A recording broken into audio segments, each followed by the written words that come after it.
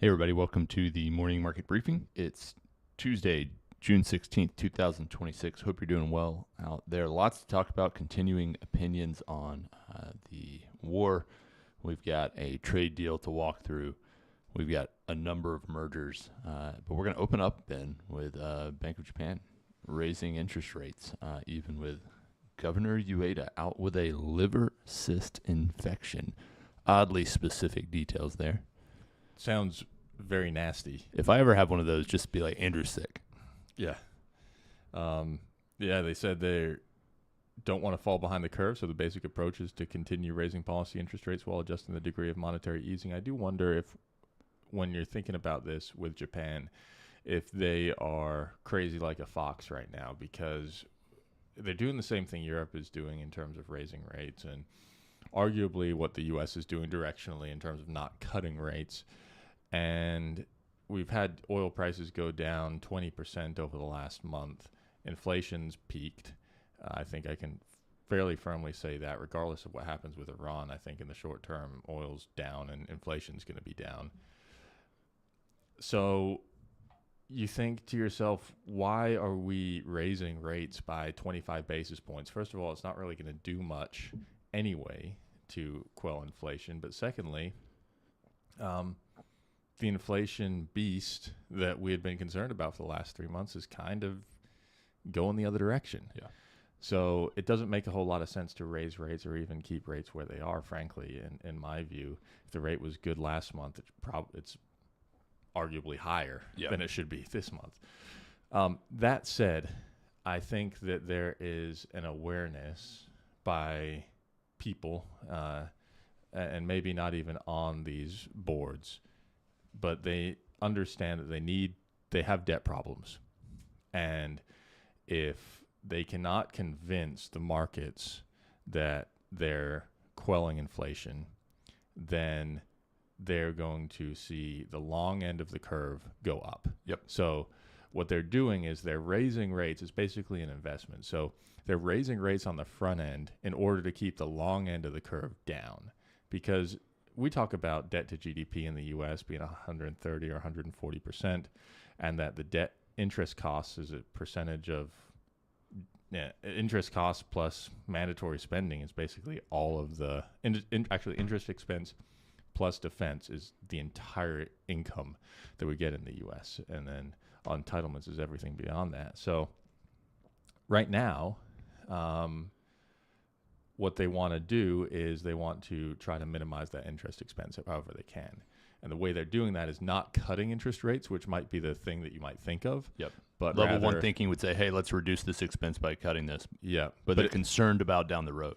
Yeah. And so if you can increase the front end by 25 basis points, but you drop the low end versus what it would be by 50 basis points, that's a net win. Yep. And I think that they're doing that, and I fully expect them to start cutting rates as soon as inflation starts coming down. So I wouldn't anticipate that they're actually going to follow through with this policy of continuing to raise interest rates.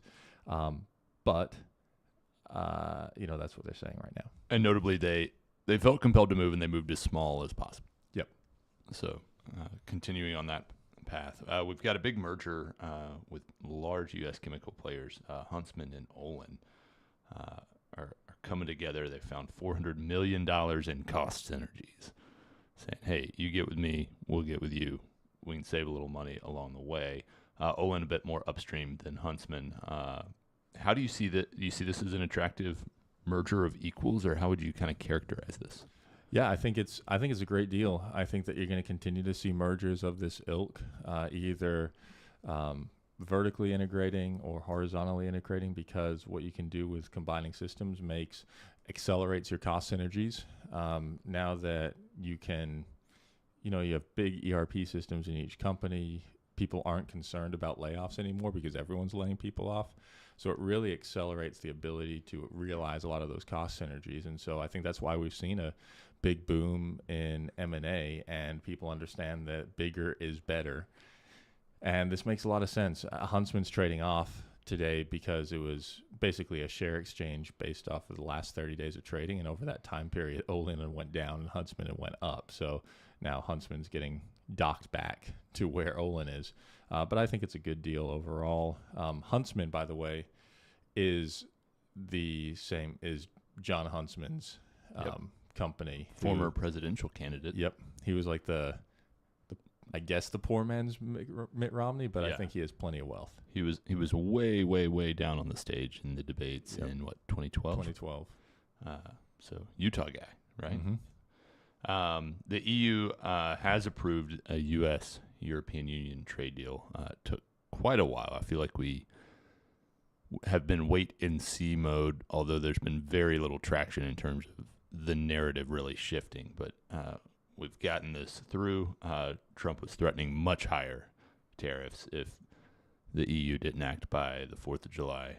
So they got it done just before America's birthday. The EU is essentially removing import duties on industrial goods and going to prefer U.S. farm produce. So we'll take that. Shout out to the farmers. Love the farmers. And the U.S. will tariff almost everything at 15%. Yep. I was surprised it was so strongly in favor, 440 to 151 with 50 abstentions. Imagine if you're in Europe and these unelected bureaucrats who you already don't like are just not even showing up to sign the biggest trade deal in European history. But that's what it is. Staying on deals, curious your thoughts, Ben, where we stand with this Iran deal. I've heard quite a bit of skepticism, most of which I would say that I actually agree with.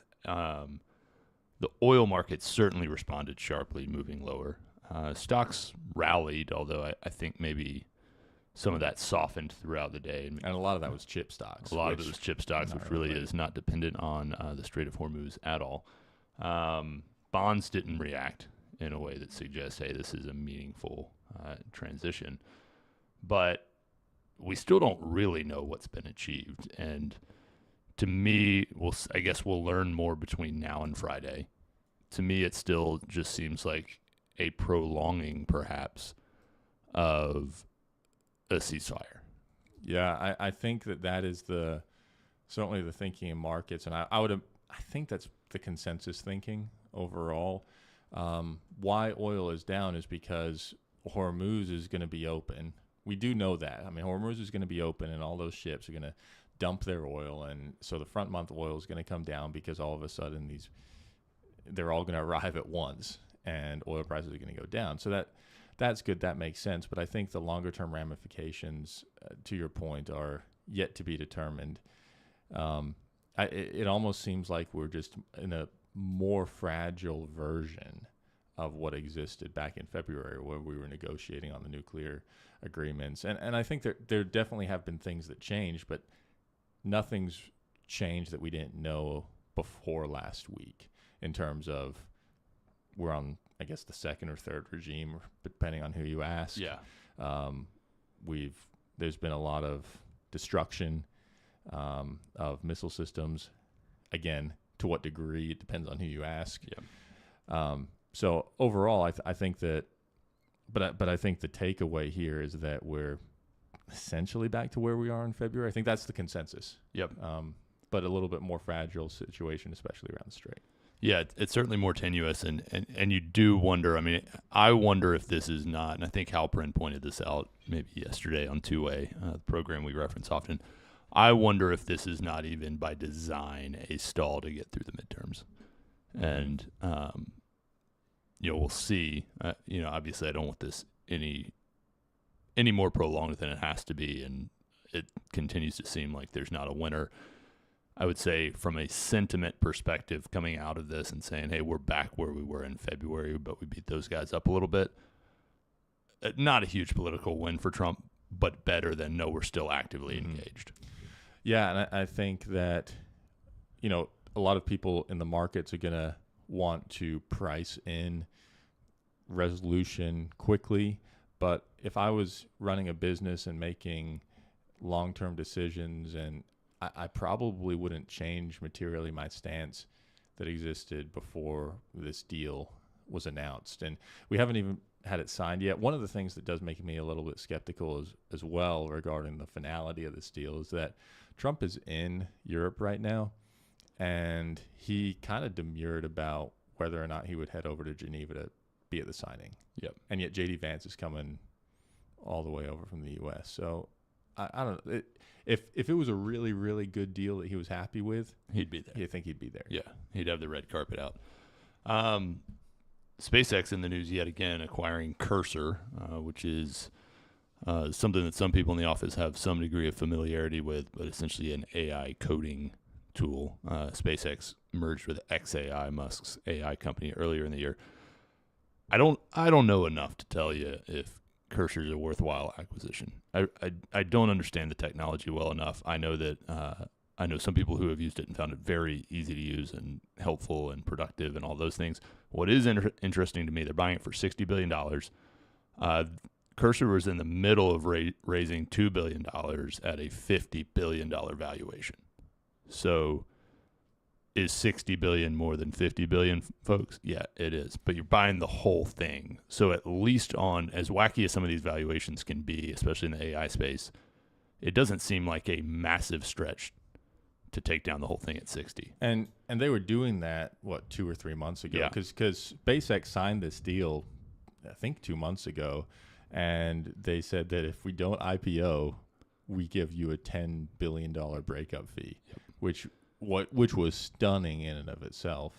So I guess that's where a lot of the IPO proceeds are going to go. Yeah. Into this. So I think that, yeah, it's making a lot of headlines today, but it was pretty much baked in there. And I think it makes, seems like the big news is just that, hey, it's going to close in third quarter. Yeah. Yeah. And I think it makes, honestly, I think it's a great deal for xAI. I think they need something like this. Because they're way behind. Yeah. They're way behind Anthropic. They're way behind even OpenAI.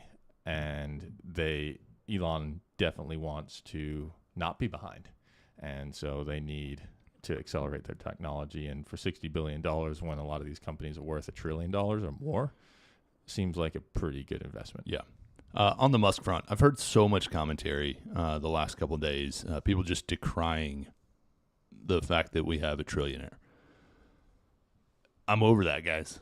I'm really tired of it. I'm no part of this. I'm going to go on a little rant here, but no part of it is to indicate that we should have trillionaires or that we have to have trillionaires or that is in and of itself a true sign of success. But a few quotes that stood out to me yesterday just in commentary that I heard, and I actually jotted them down. One, I don't know if you guys have heard this before, but to whom much is given, much is required.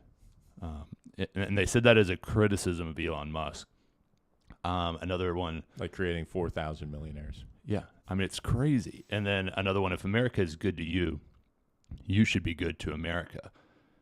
And he's not building universities. What's interesting to me, I think if you think of this specific moment, and I haven't read biographies of Elon Musk. I think he's a pretty weird dude. But I think to deny what he has accomplished and the general good of it is insane. And if the byproduct of that is him accumulating unprecedented levels of wealth, so be it. But he's not doing good. I mean, you think of the electric vehicle moment, and I think it's easy to condense it to the Tesla story. And if you dislike Elon Musk politically or for whatever reason, it's easy to put a bumper sticker on your Tesla that says, I bought this before, Elon went to Doge. Okay, that's fine. But if you don't recognize not only the role that Tesla has played in putting cars on the road, but also forcing the hand of other companies to be more innovative, you're crazy. You can hate Elon Musk all you want for the fact that you don't like X, formerly Twitter, and that people can say whatever they want.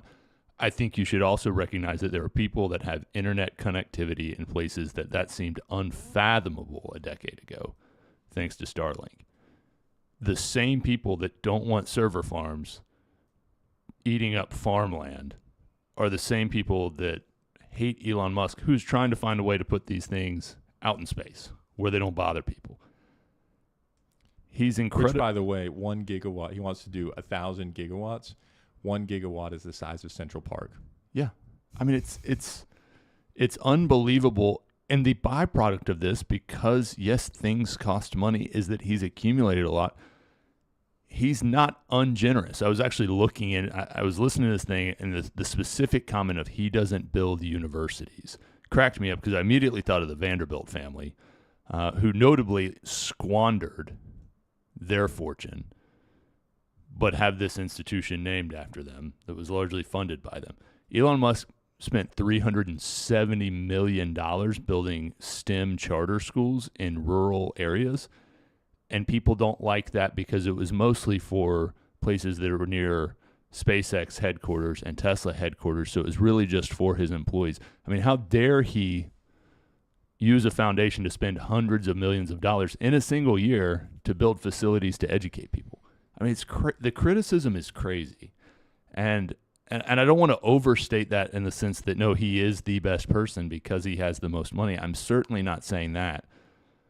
But to simply be upset by this number and to act like it's not a political problem you have with financial success is crazy. You can't separate those things. It's big time jealousy, and I see it a long time. A lot of it in the investment community. I feel like there are people who are just saying, "Wait, it's gonna crash," and to my mind, it's just I think there's a huge element of jealousy, and frankly, it's like, yeah, I would love to have owned SpaceX. I would have loved to have bought it at the IPO. I would have loved to have bought it yesterday. I would have been up a lot of money. And the fact is, everyone's had a chance now. I mean, if you bought at the IPO, you'd be up 50%. Yep.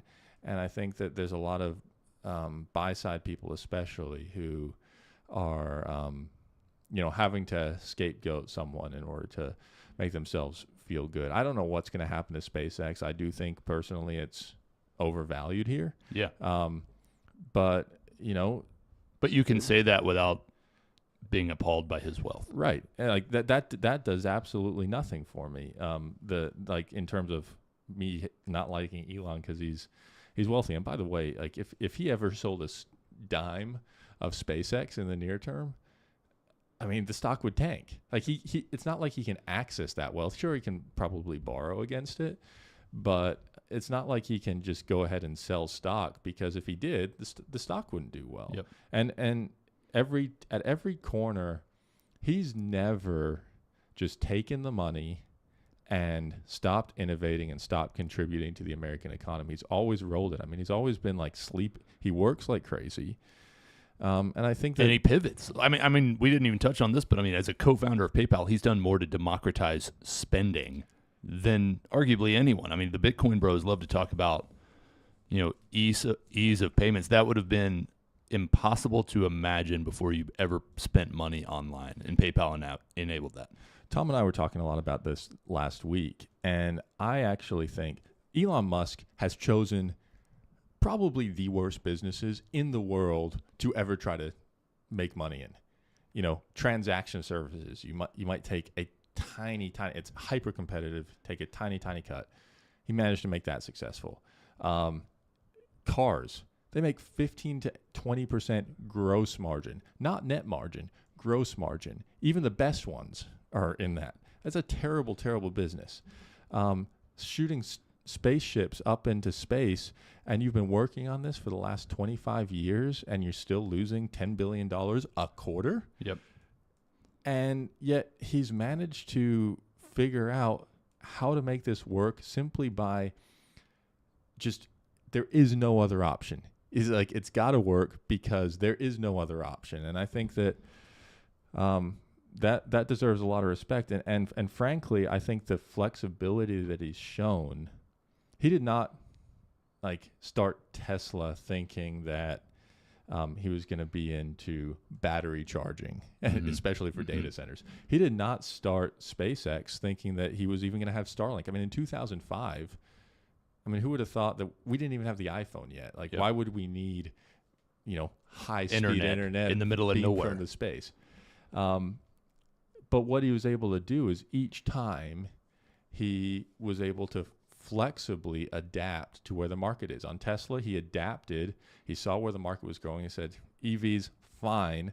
What I need to really dive into is the robotaxi, automated driving, with SpaceX. He said, yeah, okay, now we have the Starlink, fine, but the real money is now going to be shooting data centers into space. And he decided that about a year ago. Yep. But he's able to move, and he's not dogmatic about, oh, this is the business, this has to be the business. He builds a tremendous asset and then identifies the highest and best use of that asset, which a lot of companies don't do. You look at Barnes & Noble, they had these great books and great stores and cafes, and they never identified the highest and best use of that asset, which is ultimately we need to get stories in people's hands. And we have this storefront that can do that effectively, and they never leaned into that. And then Amazon came and ate their lunch. So what Tesla's been able to do in SpaceX in terms of pivot is remarkable, I think. Yeah.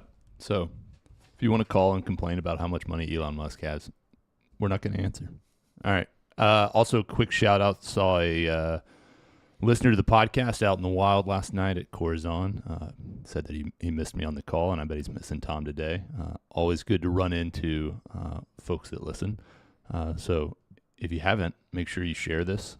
If you're watching on YouTube, make sure you subscribe, like the video. If you're on the podcast, spread it around. Still growing the audience. So appreciate you guys. Y'all have a great day. Talk to you soon.